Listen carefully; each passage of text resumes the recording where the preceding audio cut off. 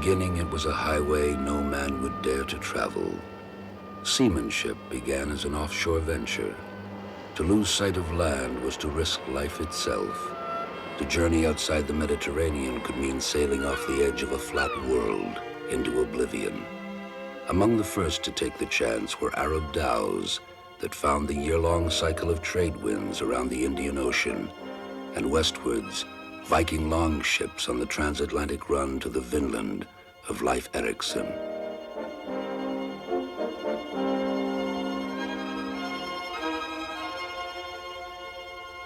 Blue water exploration to a plan began only 5 centuries ago.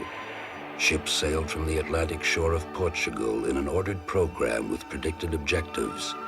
It was the life's work of Henry the Navigator, Prince of Portugal, whose monument marks the Lisbon waterfront. Within a century, Western Europe had discovered the rest of the globe. Armed with the new science of navigation, drawn from the mathematics and astronomy of the Arabs, the sea captains put out from every European port between the Aegean and the North Sea. As the first stubby caravellas grew into sleek merchantmen, industry began to change and to enrich every nation with access to the Atlantic.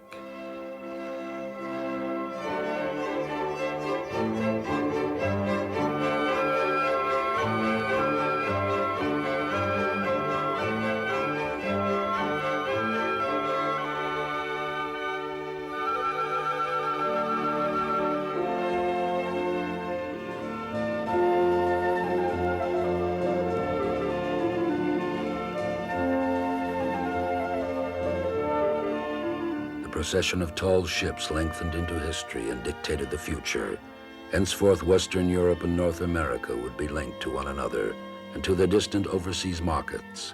The pattern was interdependence, and it would multiply 1,000-fold when sail was overtaken by the machine.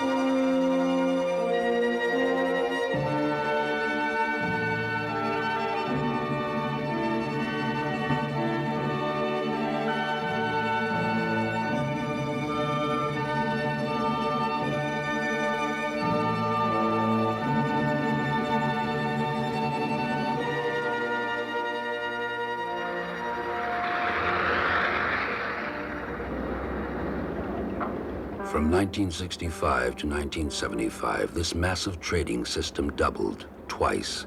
Hundreds of ports, thousands of ships of every flag, a non-stop worldwide exchange of millions of tons an hour.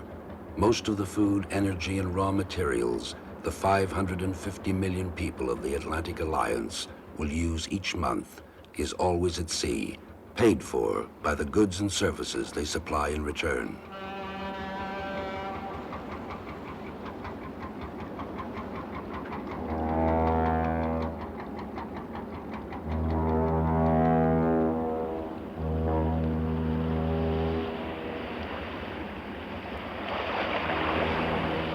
Today, this great highway is traveled by the biggest ships that have ever sailed. Behind an inch of steel plate floats a second sea, as much oil as an entire convoy of 40 ships was able to carry in World War II. 250,000 tons of oil, enough to keep an entire nation like Belgium going for a full month. Stop this ship, and millions are affected. Stop even a few of the ships that supply the NATO nations year in, year out, and much of life as those countries know it would stop also. Even a pause in deliveries of one commodity like oil can rapidly empty the highways, slow down farms and factories, and bring massive unemployment. And by the same token, the defense forces of Western Europe would rapidly lose their mobility and combat capability.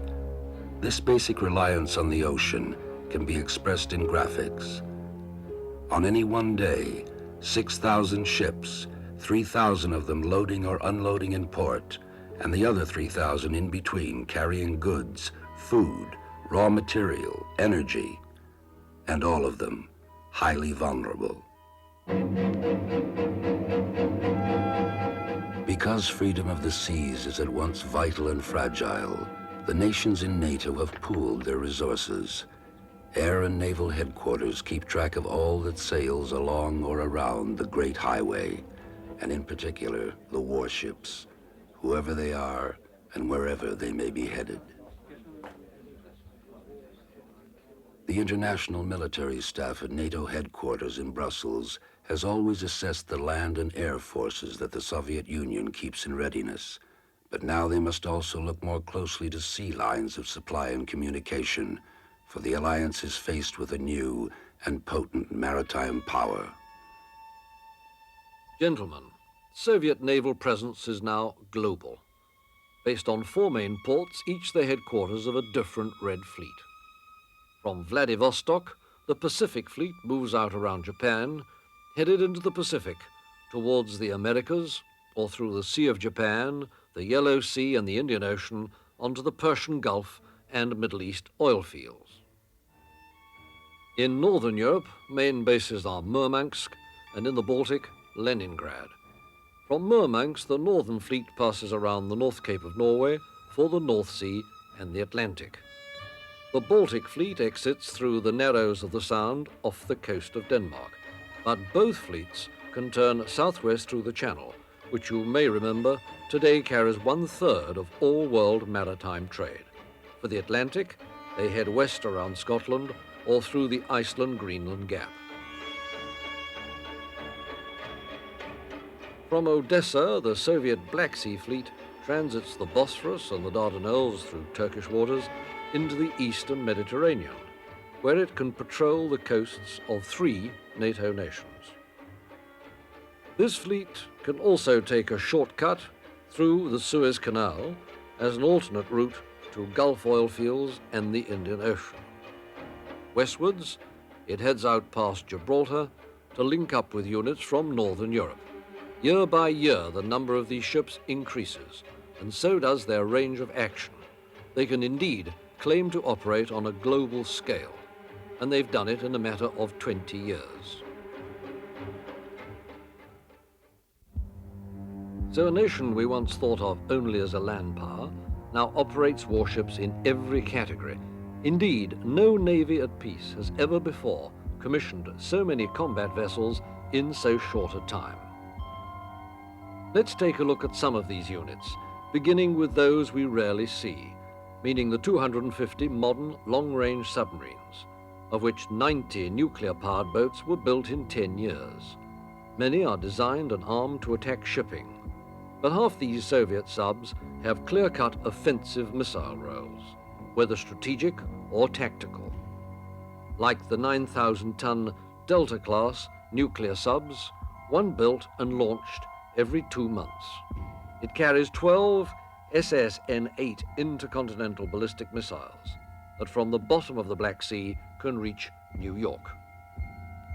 Nuclear subs rarely surface, but here's one that did, a Hotel-class missile launcher in distress off the coast of Canada, first observed by Canadian aircraft, picked up later 500 miles west of Ireland by the RAF, finally filmed in northern waters by the Royal Netherlands Navy. Day and night for 35 days, it was shepherded back home by Russian fishing and merchant ships, vessels that, like all their unarmed units, sail under strict Soviet Navy control, many equipped as electronic spy ships.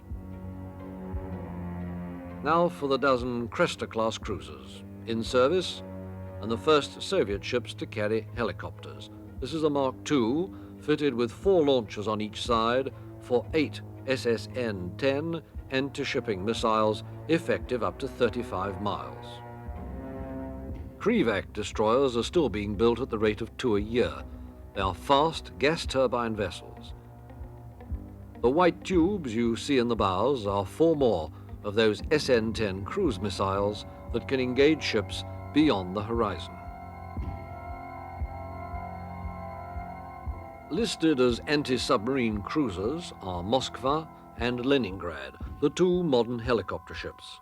Their radars suggest aircraft surveillance and command functions, and they work closely with shore-based long-range aircraft. They carry 18 anti-sub helicopters, 5 of them seen here on deck. Moving forwards, this shot pans over fire control radars, surface-to-air missile launchers. You see them there like a capital H. Finally, in the bows, 2 barrel-shaped multiple rocket launchers. Now for an unusual naval get-together. Group refueling at sea under the lee of Moskva. Now over on the right is a Kashin destroyer, another successful class, extremely fast. They're modern gas turbine ships with high acceleration. Soviet surface ships can be replenished anywhere at sea by a force of auxiliaries and oilers like the Desna tanker, here seen refueling Mirka 894. The third strength of the Soviet Navy is a naval air arm of more than 1,000 aircraft. The principal airborne threat to shipping, 400 land-based Badgers with standoff missiles that can sink a merchant ship well over 100 miles away. During a recent NATO exercise, we identified as many as 30 different Badgers overflying the fleet in a single day. The larger Bear aircraft also work with all the Red fleets. Aside from their own nuclear weapons, they can acquire and direct missiles launched from submarines and surface ships. They cover the entire Atlantic, flying from their own bases in Russia, from West Africa, and from Cuba.